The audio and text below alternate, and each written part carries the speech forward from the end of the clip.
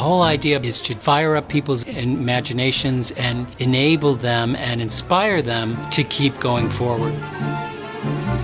We've had case managers come in and say that our place is different. They've never seen it before. They've seen the transformation. They say, hey, what are you guys doing here? You're sprucing up the place. And then we have bragging rights. But we turn it over to the residents because it's their idea. When you're in an environment that's positive, it's much easier to feel a sense of belonging. Our environments really meet the needs of the individuals we serve. You know, our mandate is to serve the whole person. Hi, my name is Leah, and I'm going to tell you about a new initiative that RHD is working on. And it has to do with paying attention to the environments and the programs we run. And I'm Barb. I will be assisting Leah with describing the process of personalizing homes, which we are calling Your Space. We really want to focus on enhancing the environments so that they reflect the people who live in them.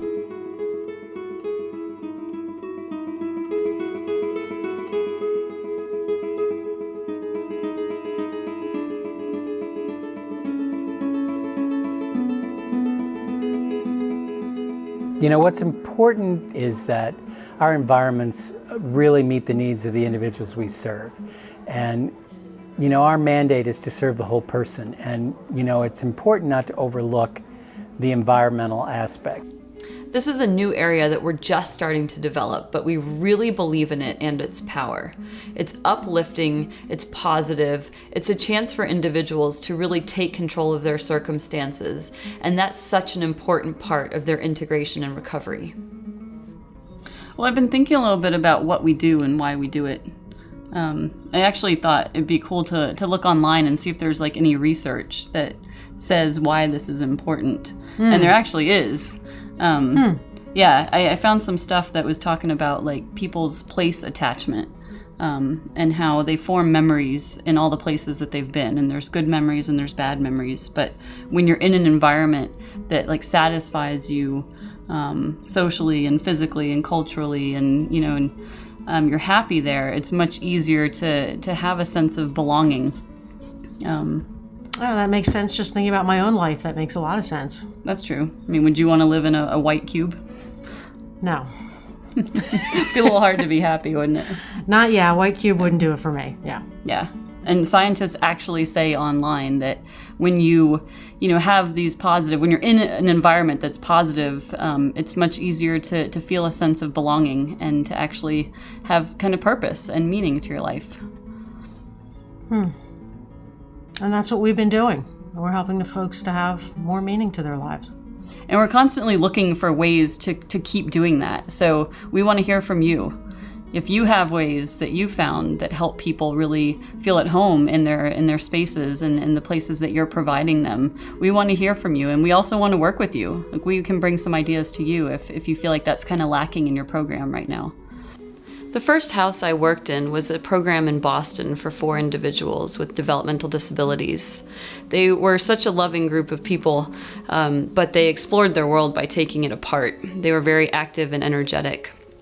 And we had to move them into a new house, and we found a house that we were able to adapt for a month before they moved in. One of the most dramatic ways to change a room for very little money is to put color on the walls. You can also think about a customized headboard that you can screw into the wall so that it won't move. In fact, in this room, we've even come up with a creative solution for a light for someone who couldn't normally have a light in his room. And we added things to the environment that allowed them to explore it and take it apart the way that they wanted to. We added cutouts on the walls with Velcro things they could pull off, a swing hanging from the ceiling. Everybody uses space differently. There are a lot of things you can do to a bedroom to make it meet people's wants and needs. When the group moved into the house, they became our most laid-back, easygoing group of people that we served. It totally changed the dynamics of the group and really improved the lives of the individuals because we no longer had to tell them no when they were in their own environment. They were allowed to just interact and explore in the way that they were comfortable with. Even if you come up with a really elaborate idea, we can help you figure out a way to make it work.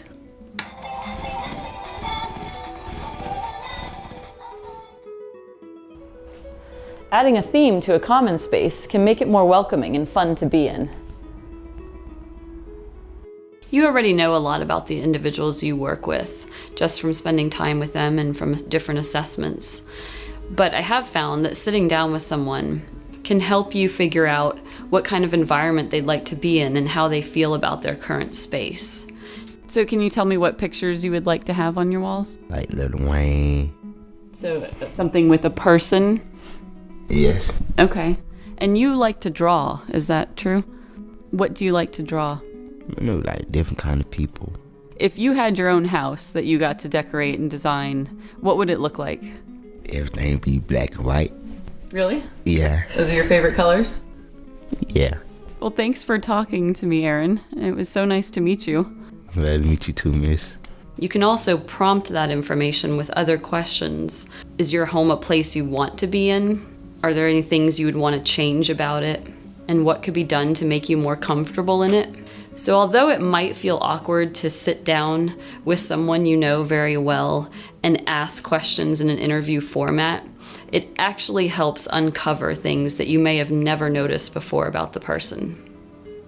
Because sometimes it's hard for someone to understand if you just ask them, what would you like to do to your room? How would you like to decorate it? They may have never ever thought about that before. So I'd like to get to that information by asking, what are some of your favorite places to be in your home, outside of your home? What do you like to do in your room? By asking broader things like, what are your interests? What things are important to you? Are there any things in your room that belong to you that you'd like to display in a different way? What's your style? What are some of your favorite colors? Do you have any favorite TV shows, musicians, books, movies, celebrities? So in getting to know the individual, I like to talk to everybody who works with the person because a lot of your staff spend a lot of time with the person inside and outside of the house. So everybody tends to know different things about the individual. I found it works well to ask the folks the same sort of thing in different ways. Okay. And we'll get some more information. So I might send you things that your staff could sit down with him and ask, like, what are your favorite games? What do you like to do outside of the house? That sounds great. And yeah, because I could ask something, I think it's a good idea to have several people ask, because I could ask and get a different answer than you asking, than a staff person who's with him every single day, several hours a day, will get. So I think that's a great idea. The next step in the process is to shop. For instance, in Florida, I was decorating a room for a young man who loves cars. And I happened to drive past a used car parts store and walked inside and told the man what it is I was doing and that I would like to find some used parts to decorate the guy's room with. And it brought out a very generous side of the man who worked there. He ended up giving me a bunch of parts and telling me that he wasn't going to charge me for them. My name is Lenny. I work here at Astro Auto Salvage. A young lady came in here and was asking me about some merchandise to put in a person's room and let her pick through what she needed. Lenny, what prompted you to give me this stuff for free? Well, when you explained the story of what you guys were doing, I got excited about it and thought it was something that was very good and was coming from all your hearts. And it's nice to see that people are out there actually to do things for other people just out of the goodness of their hearts. We don't see that too much no more. That's great. We appreciate it. And the young man is running around his house carrying the hubcaps around. And he keeps saying that he's fixing the tires. And so he's playing with them. Well, that's good. I'm glad we put a smile on his face.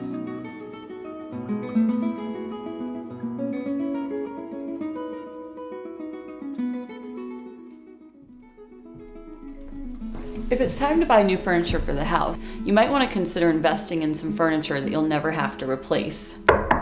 I got a 20% discount on these chairs when I told the company that they were for a house for people with autism. You know, I think having the person involved in making decisions about their environment invests that person more in their environment. We have certainly seen that people are more willing to take care of their home when they're involved in and proud of designing it, and the self-esteem that comes from their family and the visitors to the home knowing that they weren't passive, they were actively involved in the design decisions and the actual putting together as much as possible of the whole project. it's just awesome, and we see it again and again, and very happy faces when the project's completed. Joe loved the pictures. The boat, he loved it. The ladies that he requested, he really loved it. He said it helped him relax in his room, and he appreciates it because when he turns around, he gets to look at his boat, and it's a beautiful picture. With Rita's help in deciding where things should be in her room, Stacy and Leah easily applied flower decals, which dress up the wall quickly and very inexpensively. This type of decoration also has the added benefit of being safe for someone who may be at risk for pulling things apart. With minimal tools, a hammer, tape measure, drill, and plastic anchors, you can attach almost anything to the wall. So that's 7, Leah, and I don't know about the height. Down. That's what I like to hear. There's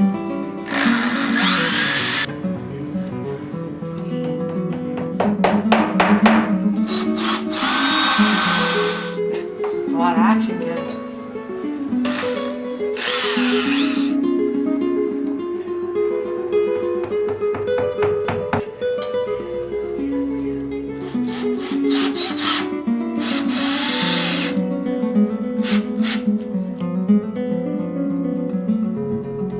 If you have a few homes in your program, share a basic toolkit. It will have everything you need and spread the cost across multiple budgets. Please call or email me for advice on what you will need, especially if you are new to using tools. Also ask all of your staff if they have any tools. You may be surprised at what they own and are willing to share. Here, Poppy helps with the placement and installation of a chalkboard and other objects with me, Leah, and Stacy. Immediately after its installation, Poppy began using it. You can see the enjoyment on his face. Poppy just loves to write, so Leah found him a calligraphy writing board, which can be used over and over again. It's a very inexpensive and easy way to bring joy to Poppy. This involvement with the selection, creation, and installation of designs by the consumers encourages a sense of pride and ownership in their space. Simply framing enlarged family snapshots and having your folks decide where to hang them in their room is a wonderful and easy way to decorate a space. I have an example of a simple solution that was created. Through a conversation with Bill, Leah was able to discover that Bill desired to have more privacy in his bedroom, a bedroom that he shared with another guy. So we came up with a solution where we created a space within a space with curtains. We strung up a couple of lines that then held curtains, and Bill was instrumental in helping to get the curtains on and creating the space and letting us know what he wanted in the space. I can't stress enough how important it is to let the individual and staff participate in the installation of art and objects in their room. For instance, have the individual tell you where they'd like a certain picture to be hung. This will help them make the space feel like it's really their own. Another example of a consumer helping in the transformation of their own bedroom is Doris. She had a puppet that was just sitting on a shelf. She asked me if I could hang it on the ceiling for her, and Doris had some very specific ideas about where she wanted the puppet.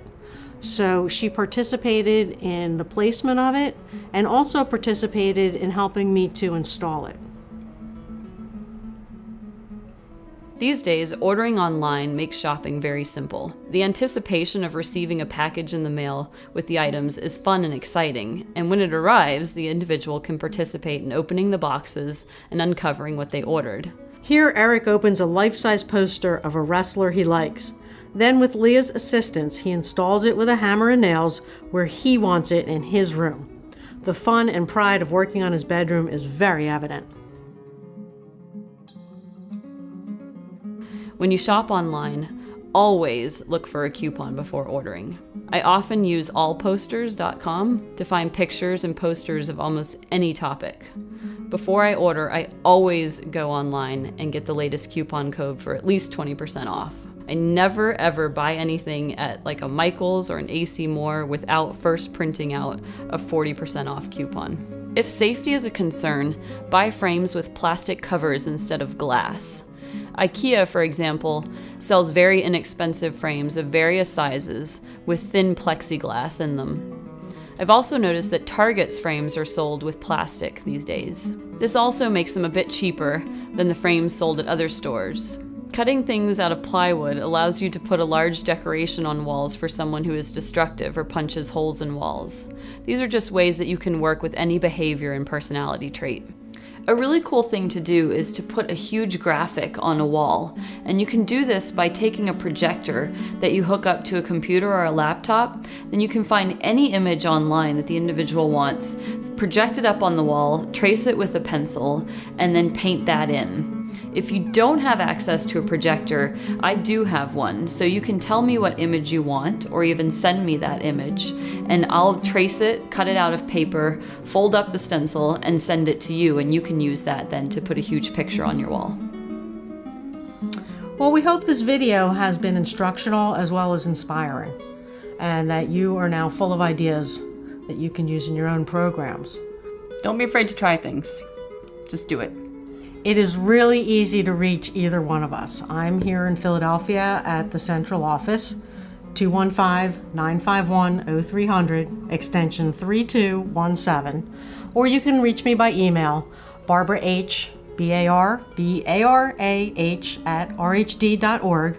I'm checking email all the time, so don't worry, I'll get it. What's the H? Hammer, my last name. Really? Oh!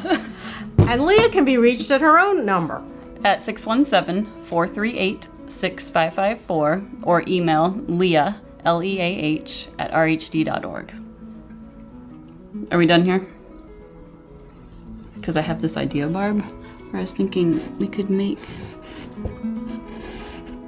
something like this and add stuff to it and cut some holes there. Oh my goodness, right here? Well, I don't know. I could try and make that work. You think we'd get some extra material, and that way, in case we make a mistake, we can, we can try it a different way? Get whatever material you need, whatever, just make it happen. All right, I'm gonna be shopping. Okay? I gotta go. Yeah, well, no, that's a deal. You go shopping. I'm not shopping.